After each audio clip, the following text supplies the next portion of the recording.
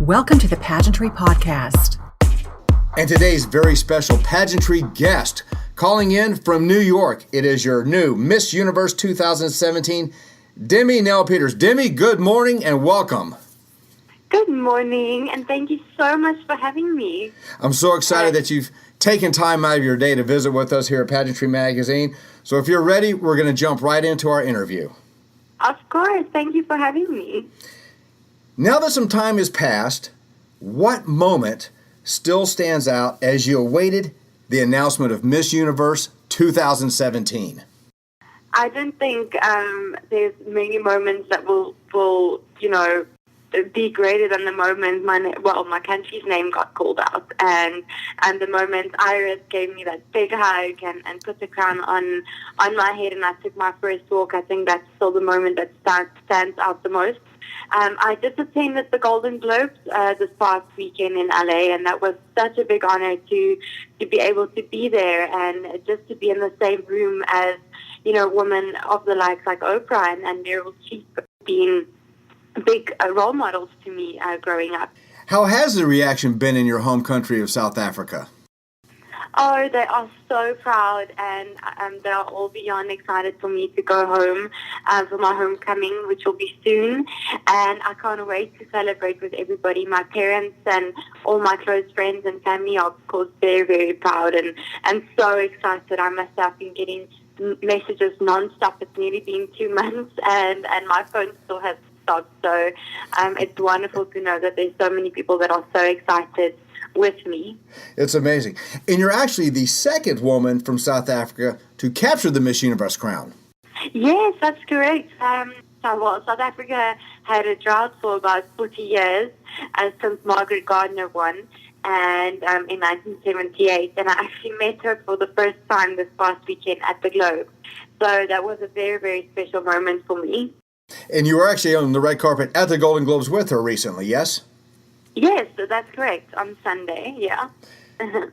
And during your red carpet appearance at the Golden Globes, you wore black, as did many, and supported the Me Too movement, which has now become the Time's Up movement. Is this an American phenomenon, or do you feel it's worldwide?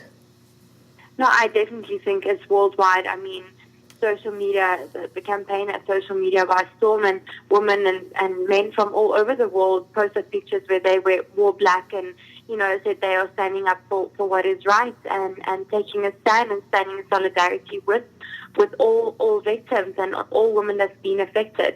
I definitely think it is a worldwide problem that women face, and I think it's something that needs to be dealt with, and I'm happy that it is being dealt with and that people realize there are consequences for their actions.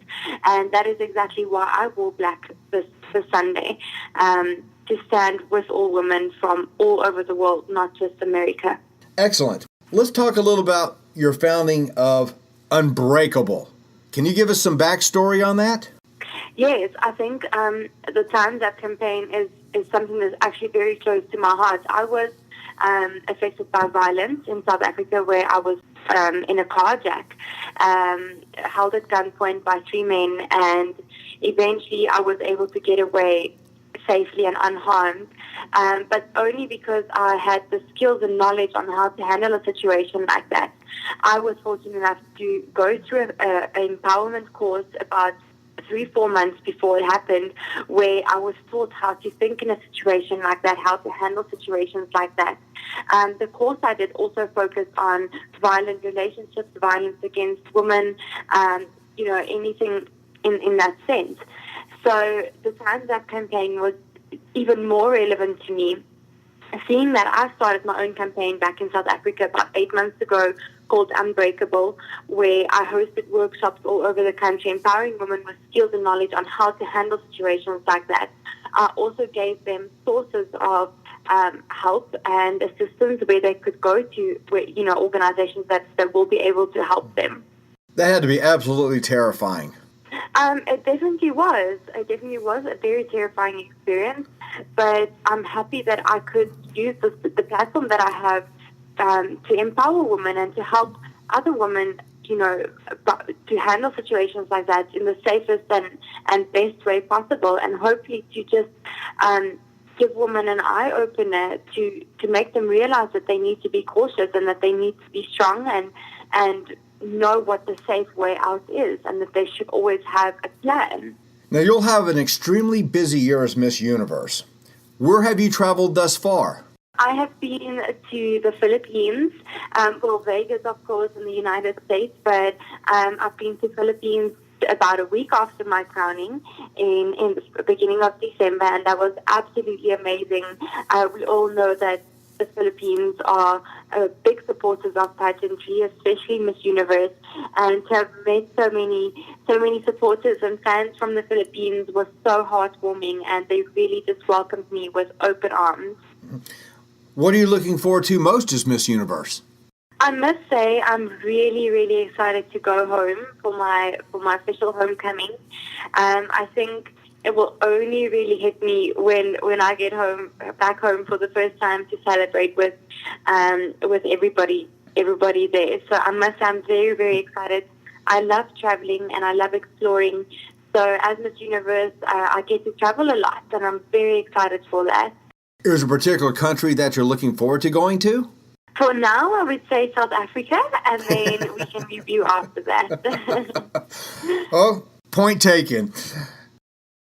With the recent cold spell enveloping the United States, how have you enjoyed your arrival in New York City? Well, I won't really say that was a very warm welcome for me, but I mean, in South Africa, we don't experience snowstorms like this. We don't even experience snow. Only in, the colder cities in South Africa, it would snow once or twice in winter. So it's definitely not something I'm used to.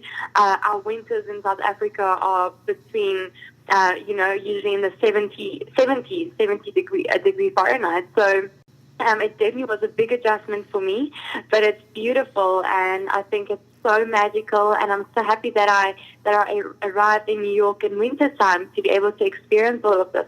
I've also gone ice skating, so that was a first for me. It didn't go too well, but luckily I have time to improve. And living here in Orlando, Florida, I'm not used to the cold weather, and I cannot ice skate either. Well, we have something in common then. What has surprised you most about New York City? I mean, it's coming to New York, or moving to New York was my first time in New York. So I've never been here before. It was actually my first time in the United States when I participated in Miss Universe.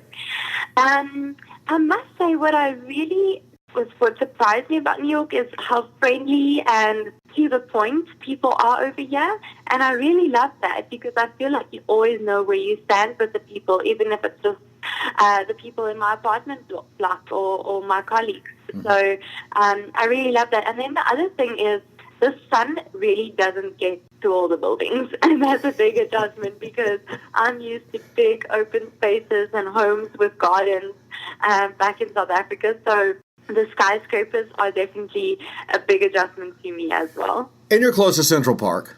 I am. Many may not know this, but what exactly is the language of Afrikaans? What is the language? Is it a dialect? Is it based upon Germanic or Dutch? Well, yes, Afrikaans descends from Dutch, German, and Latin, and a combination. So I must say I can understand Dutch if they speak very slowly, and they usually can understand me as well. So yes, that is what Afrikaans descends of, and it's also my home language. You have a very special person back home that inspires you. Can you tell me a little bit about your sister and how she's had an impact on your life? Yes, of course. My half-sister, Franja, she's turning 12 soon. She was born without a cerebellum, which controls and correlates your nerve and muscular system. So she was born without a cerebellum, which means there's absolute no muscle use in her body. So she's not able to do anything for herself. She is not even able to hold your hand or make eye contact. And she's truly my biggest inspiration, because I know that she will never be able to represent our country on the Miss Universe stage. She will never be able to play a hockey game or, even buy ice cream and eat it herself.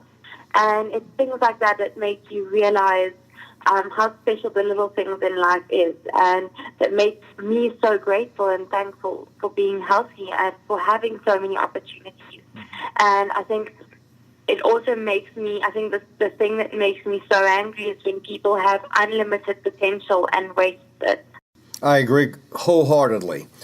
Not only are you passionate about Unbreakable, which is your personal cause, but you will also be able to travel the world speaking on behalf of the Miss Universe organization and their philanthropic endeavors. How excited are you to get out there and visit other countries and speak on behalf of Miss Universe? Miss Universe is a spokesperson and an ambassador, like you just said, and that's exactly what I love doing. I love being a voice for those that can't or, doesn't have the platform to speak out. So I'm very, very excited, and I'm excited to get involved with various organizations. Of course, I would like to bring a bit of Demi to the table, and I would like to use this platform to elevate my Unbreakable platform. But I'm very excited to get involved with various other causes. Mm-hmm. Okay, Demi, here's a fun one. What's your favorite type of music? My favorite type of music is anything modern, pop. I love Afrikaans music as well. It's the best dance music. So, how do you say it in English? If you dance with a partner, we call it sokkie. So in Afrikaans, if we dance with a partner, we call it sokkie, S-O-K-K-I-E. And Afrikaans music is the best. I'm going to put it on Alexa tonight. What's your favorite food? Favorite food? I love a good oxtail with Sam in a red wine reduction sauce, or barbecue ribs is a favorite, but I'll only eat that when I'm home alone. And so otherwise I'm pretty healthy and like eating my greens and steamed food and anything organic. Excellent. I've had oxtail. A big sweet tooth. Well, I've had oxtail, but I'll join you on the barbecue even faster. Okay. When you eventually crown your successor, what do you hope to have accomplished as Miss Universe? Well, I hope that I will be remembered as a Miss Universe that really gave everything of herself, that nothing was ever too much to ask for, that I was a hard worker, and I hope to be remembered as a Miss Universe that was relatable to young girls, young women, and that I was able to inspire them through my action. Mm-hmm. Excellent. Is there anything that you would like to add today? No, I think that's it for now. Well, I will do a wrap-up. And our very special pageantry guest today has been Miss Universe 2017, Demi-Leigh Nel-Peters. Demi, thank you so much for your time today. I appreciate it, and I wish you all the best of safe travels and a great enjoyment of your year as Miss Universe. Thank you so much. I appreciate that, and I'm sure it's going to be a year to remember.